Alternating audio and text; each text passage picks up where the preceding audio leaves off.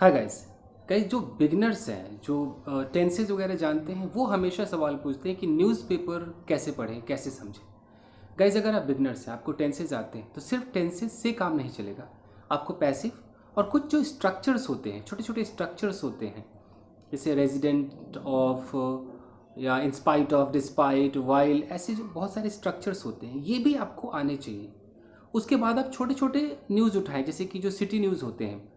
मैं आपको दिखाता हूँ कि जब मैं इंस्टीट्यूट में अपने बच्चों को न्यूज़पेपर का थीम समझाता था कैसे न्यूज़पेपर पढ़े, तो मैंने न्यूज़पेपर की कुछ कटिंग्स अपने पास इकट्ठे कर लिए थे। आपको दिखा रहा हूँ, देखिए एक फ़ाइल है मेरे पास, एक पूरी फाइल है, मैं आपको ऐसे करके दिखाता हूँ। तो उस ज़माने में, ज़माने कह लो, बहुत पुरानी बात है, तो मैंने बहुत सारे इकट्ठे कर लिए थे। आप देख पा रहे हैं, इस तरीके से आपको उल्टा ही दिखाई देगा, जैसे डेट वेट तो इसमें दिख नहीं रहा है, बहुत पहले की बात है।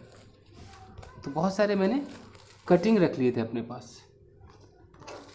तो ऐसे आपको करना होगा, ऐसे आपको न्यूज़पेपर की कटिंग आप करें ना करें, कुछ ऐसा न्यूज़ आप उठाएं जो बिल्कुल सिटी वाले हो, जिसमें एक्सीडेंट, चोरी, मर्डर इस तरीके से हो, ताकि आप आसानी से कर पाएँ। तो अगर आप बिगनर्स हैं तो आप ऐसा कीजिए। तो मैं आपको कोई एक छोटा सा करके दिखाता हूँ, जैसे बहुत सारे मेरे पास यहाँ पर है, तो मैं चलो एक छोटा सा पीस इसमें से निकालता हूँ और उसको आपको ट्रांसलेट करके दिखाता हूँ। ये सिर्फ वीडियो बिगनर्स के लिए है, नहीं तो ये एडिटोरियल वगैरह सब कुछ मैं पढ़ा चुका हूँ। अब देखिए, मैंने एक छोटा सा पीस उठाया, इस छोटे से पीस में भी आपको बहुत कुछ सीखने को मिलेगा, तो खुद को ट्राई कीजिए। मैं आपको ये करके दिखाता हूँ। सो गाइज, ये एक छोटा सा है न्यूज़पेपर कटिंग, मैं आपको बताता हूँ। जैसे यहाँ पर आप देख पा रहे हैं, ये लिखा हुआ कि two crushed by speeding truck in SW Delhi. तो जब आप बिगनर्स होते हैं गाइस, तो आपको पहले तो ये हेडलाइन ही समझ में नहीं आएगा। तो आपको करना क्या है, हेडलाइन की एक पहचान है कि अगर यहाँ पर आपको थर्ड फॉर्म दिखाई दे, जैसे यहाँ पर आपको क्रस्ट दिख रहा है, आपको ये सेकंड फॉर्म भी लग सकता है, बट इसको हम थर्ड फॉर्म मानेंगे क्योंकि हमको इसे पैसिव में समझना है। ये पैसिव का एक स्टाइल है। यह लिखा है कि टू क्रस्ड, तो हम कैसे समझेंगे कि two people have been crushed या टू पीपल वर क्रस्ड, हम ऐसे समझेंगे, यानी कि दो लोग कुचल दिए गए, क्रश कर दिए गए। फिर लिखा है कि बाय, किसके द्वारा कर दिए गए, by speeding truck. Speeding truck का मतलब है ऐसा ट्रक जो कि बहुत ही स्पीड में था, ठीक है।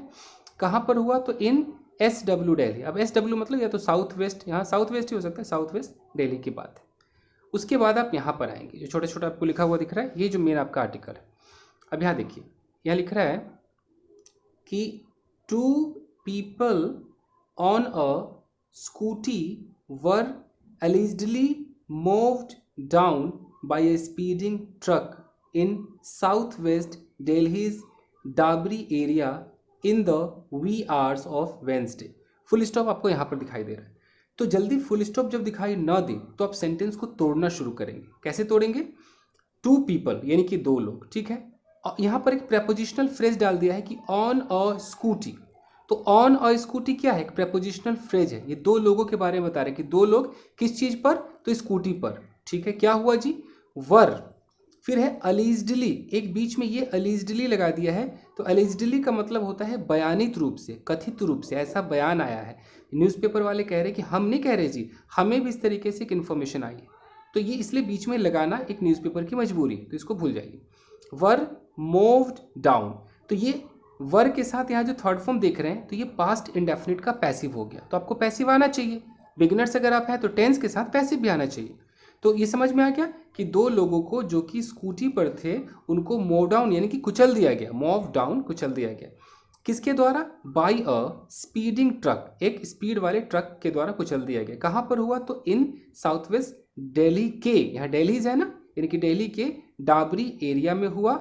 कब हुआ, तो in the wee hours of Wednesday. Wee hours का मतलब है कि बहुत सुबह सुबह, बहुत जल्दी की बात है, हो सकता है 2-3 बज रहे हो, 3 बज रहे हो, 4 बज रहे हो, वेंसडे के सुबह सुबह हुआ। इसको इन द वी आवर्स कहते हैं। अब यहाँ देखिए, ये लिखा है कि सोनू। तो ऐसे अगर कोई नाम रहे और यहाँ पर एक ब्रैकेट रहे, चाहे वहाँ 19 हो, 27 हो, 26 हो, तो हम इसको एज मानकर चलेंगे। तो सोनू जो कि 19 साल का था, एंड अंकुश जो कि 18 साल का था। फिर यहाँ पर कॉमा है, सोनू और अंकुश के बाद यहाँ कॉमा है। कॉमा के बाद यहाँ पर आप देख रहे हैं क्या लिखा है, हु वर्कड एज डीजेज, और फिर यहाँ पर एक कॉमा है। तो ये कॉमा और यहाँ है हु वर्कड एज डीजेज। तो ये हु से लेके डीजेस तक जो आप देख रहे हैं इसको हम कहते हैं एडजेक्टिव क्लॉज। ये जो हु है इसको बोलते हैं रिलेटिव प्रोनाउन। तो अब आप समझ पा रहे हैं कि टेंस के साथ पैसिव भी आना चाहिए, अब आपको क्लॉज भी आना चाहिए। तो हु वाला मैं आपको थोड़ा सा यहीं पर समझाने की कोशिश करता हूँ। पहले हु से दिखाता हूँ कि आपको पता है हु मतलब तो होता है कौन, लेकिन हम यहाँ पर हु का इस्तेमाल कर रहे हैं एक रिलेटिव प्रोनाउन के तौर पर। रिलेटिव प्रोनाउन होता क्या है कि अगर हु के बाद मान लीजिए ऐसे लिखा है, मैं आपको थोड़ा सा ये जूम आउट करता हूँ दिखाई दे सही से। अगर ऐसे लिखा हो कि हु वॉज डांसिंग, और ध्यान से देखिए हु वॉज डांसिंग, अगर मैं क्वेश्चन मार्क लगा दूं तो क्या समझ में आता है? हु का मतलब कौन है, और वॉज डांसिंग ये आपका पास्ट कंटिन्यूअस टेंस है, तो कौन नाच रहा था, यही समझ में आता है। लेकिन मैं अगर यहाँ पर लिखता हूँ हु, यहाँ पर वॉज और ये है डांसिंग, और मैं यहाँ पर क्वेश्चन मार्क ना लगा के फुल स्टॉप लगा दूँ, तो अब तो ये सवाल नहीं रहा, तो ये अधूरा सा लग रहा है। तो ये हु से लेकर और ये डांसिंग तक जो आप देख रहे हैं ना, इसी को हम कहते हैं क्लॉज। ओके, ये हो गया क्लॉज। ये आपका रिलेटिव प्रोनाउन है, रिलेटिव प्रोनाउन से जो जुड़कर ये बने, ये पूरा का पूरा क्लॉज हो गया। तो इस क्लॉज को हम कहते हैं एडजेक्टिव क्लॉज। एडजेक्टिव क्यों कहते हैं? क्योंकि ये इस हु से पहले जो आएगा ना उसके बारे में हमें कुछ इन्फॉर्मेशन दे रहा है। क्या इन्फॉर्मेशन दे रहा है? तो मैं ऐसे बोलूँगा कि a boy who was dancing was crushed by a truck yesterday। अब बहुत ध्यान से देखिए, अब क्या है? अ बॉय, कौन सा बॉय? तो इस बॉय के बारे में इंफॉर्मेशन क्या है कि हु वॉज डांसिंग, जो नाच रहा था।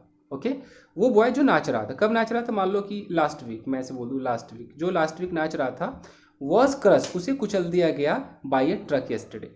तो हम चाहे तो यहाँ पर एक कॉमा ऐसे लगा दें और एक ये डांसिंग लास्ट वीक पे कॉमा लगा दें, तो ये कॉमा के बीच में ये जो दिखाई दे रहा है ये एक्स्ट्रा इन्फॉर्मेशन होती है, इसलिए एडजेक्टिव क्लॉज आपको काफ़ी दिखाई देगा।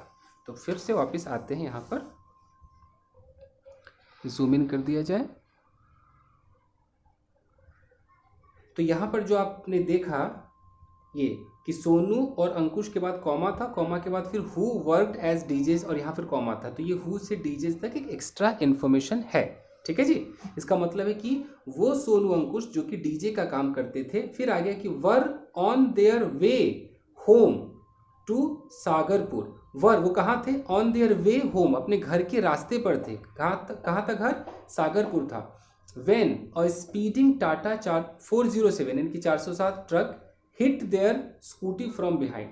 तो वेन मतलब जब एक स्पीड में चलता हुआ जो टाटा 407 ट्रक है उसने हिट कर दिया उनकी स्कूटी को, फ्रॉम बिहाइंड यानी कि पीछे से हिट कर दिया। तो यहाँ पर पास्ट टेंस का इस्तेमाल हो गया। ठीक है जी, अब आगे देखिए, यह लिखा है कि their scooty skid for a few metres. आपको दिखाई दे रहा है? नहीं दिखाई दे रहा है, फिर से ऐसे दिखाई देगा आपको कि their scooty skid.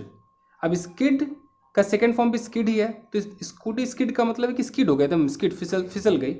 For a few metres, कुछ मीटर्स तक फिसली। Before they fell on the ground, before का मतलब है पहले, तो उनके ग्राउंड पर गिरने से पहले तो स्कूटी फिसलती हुई चली गई, फिर वो लोग गिर गए, हो गया ये। And were crushed under the truck, और उनको कुचल दिया गया। Were crushed under the truck, truck's rear wheels, truck के पीछे वाले जो पहिए हैं उनसे उनको कुचल दिया गया। तो कुचलने से पहले उनकी गाड़ी, उनकी जो स्कूटी थी वो स्किड हो रही थी। While Sonu was riding the scooty comma Ankush was riding pillion. अब आपको न्यूज़पेपर की दुनिया में अगर आप आना चाहते हैं तो वाइल को सीखना बहुत ज़रूरी है दोस्तों, एकदम महा ज़रूरी है। वाइल दो प्रकार के होते हैं, पहले तो ये स्टाइल सीखिए। देखिए फिर से देख लीजिए यहाँ पर, while Sonu was riding the scooty, फिर कॉमा है, अंकुश वॉज राइडिंग पिलियन। समझाता हूँ गाइस,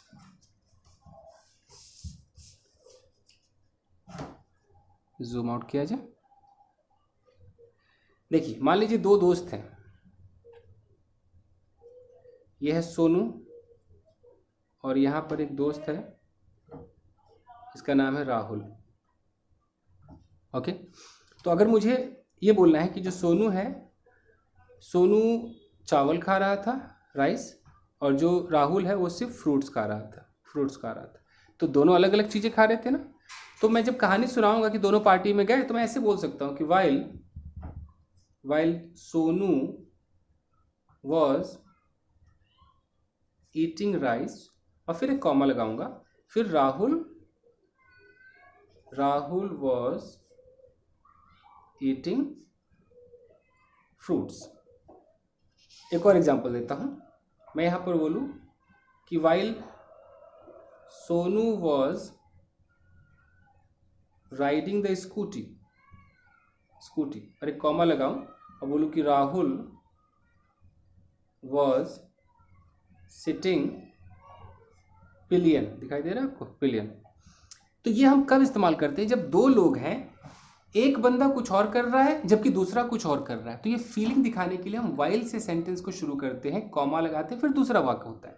तो इस वाइल का मतलब जबकि, हालांकि, आप बोल सकते हैं कि हालांकि सोनू जो है वो चावल खा रहा था, और इस कॉमा का कुछ और भी मतलब हो सकता है, जैसे कि लेकिन वाली फीलिंग दे सकता है। तो हालांकि वो तो चावल खा रहा था लेकिन राहुल जो था वो फ्रूट्स खा रहा था, ऐसे।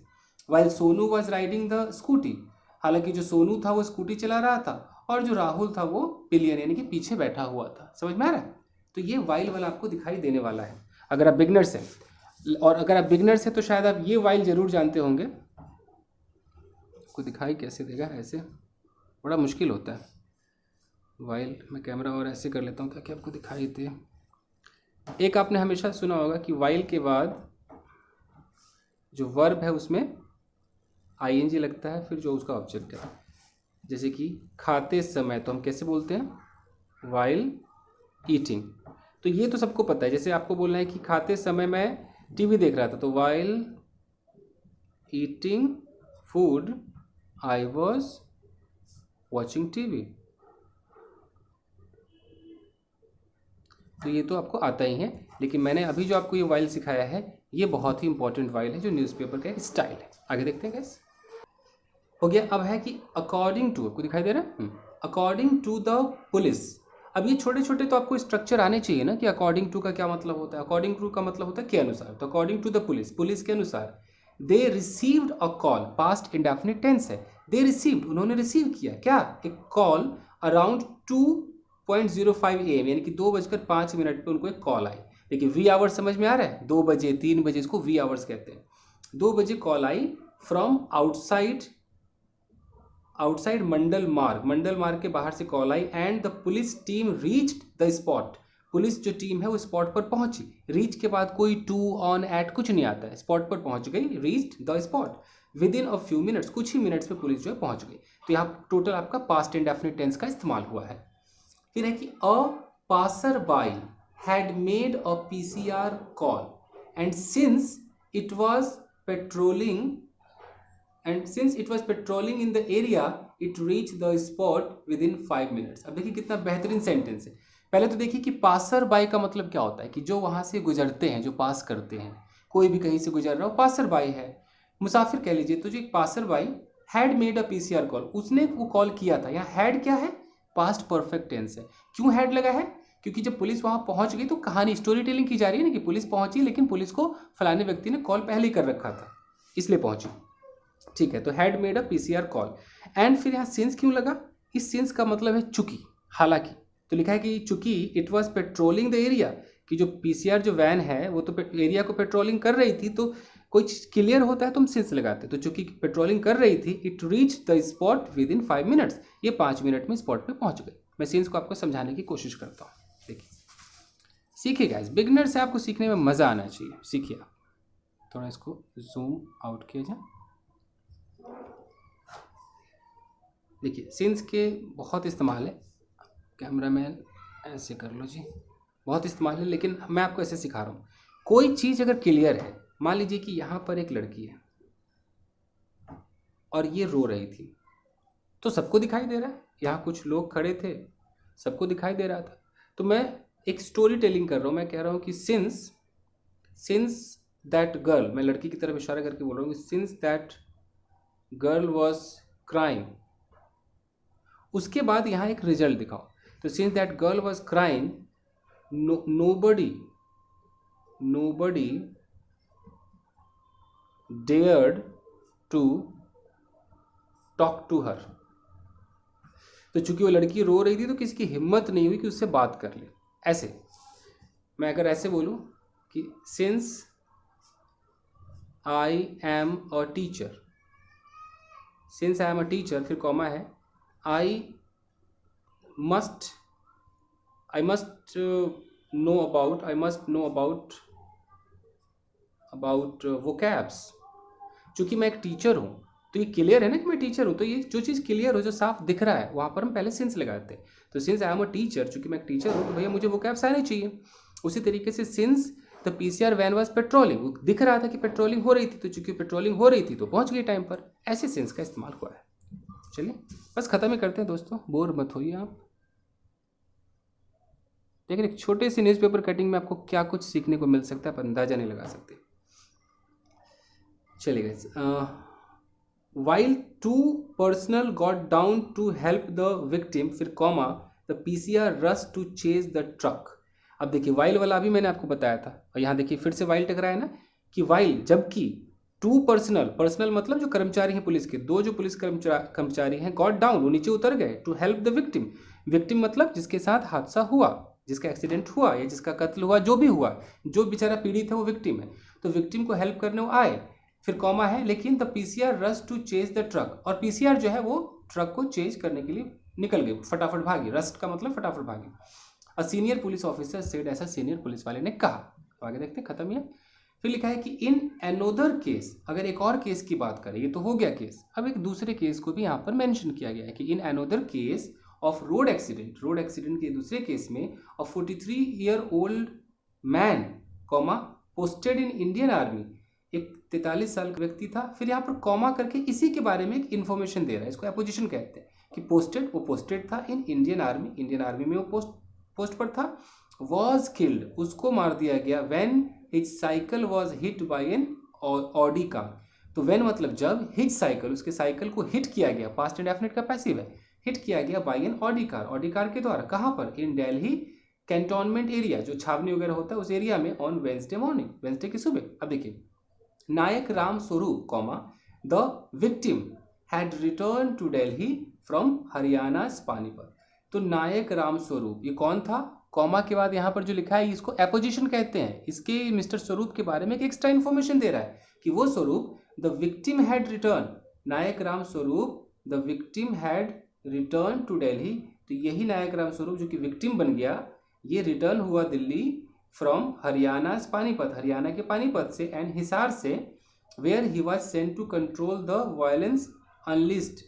तो जब रिटर्न हुआ, वेयर जहाँ पर ही वॉज सेंट उसको भेजा गया था, to control the violence unrest. Unrest का मतलब कि कोई चीज़ छोड़ देते हैं, अनलिस्ट कर देते हैं। तो जो वायलेंस है, वायलेंस को किसी ने छोड़ दिया, फैला दिया, यानी कि चारों तरफ हिंसा थी, उसको रोकने के लिए भेजा गया था ड्यूरिंग द जाट एजिटेशन। जाटों का जो एक एजिटेशन था, एक प्रोटेस्ट चल रहा था for reservation in jobs and education, की जॉब और एजुकेशन में रिजर्वेशन चाहिए। तो उस वक्त क्या हुआ था कि जो नायक राम स्वरूप है, the victim had return to Delhi, वो दिल्ली रिटर्न हो गया था इसी सबको कंट्रोल करने के लिए, फ्रॉम हरियाणा के पानीपत हिसार से, हरियाणा के पानीपत हिसार से वो वापस आके यहाँ पर कंट्रोल करने लगा। तो उस वक्त ये हादसा हो गया। तो कुछ समझ में आ रहा है? सो गाइस, जो बिगनर्स है जिन्होंने मुझसे कहा कि सर कैसे समझ में आएगा न्यूज़पेपर, आपने एक डेमो देख लिया कि ऐसे समझ में आएगा, और न जाने मैंने कितने वीडियोस न्यूज़पेपर के बनाए हैं गाइस। आप मेरे चैनल के प्लेलिस्ट में जाएं, वहाँ पर आपको कहीं ना कहीं न्यूज़पेपर फॉर बिगिनर्स और बहुत सारे न्यूज़पेपर के फोल्डर्स मिलेंगे। तो बिगिनर्स वाले पे आप जाइए, आपको बहुत कुछ सीखने को मिलेगा। ठीक है, तो जो बिल्कुल आज पहली बार मुझे देख पा रहे होंगे उनके लिए तो ये एक वीडियो पहला ही मान लीजिए, नहीं तो आप चैनल से उठा सकते हैं। तो मिलते हैं अगले वीडियो में। Till then take care, keep practising and have fun. Thank you guys.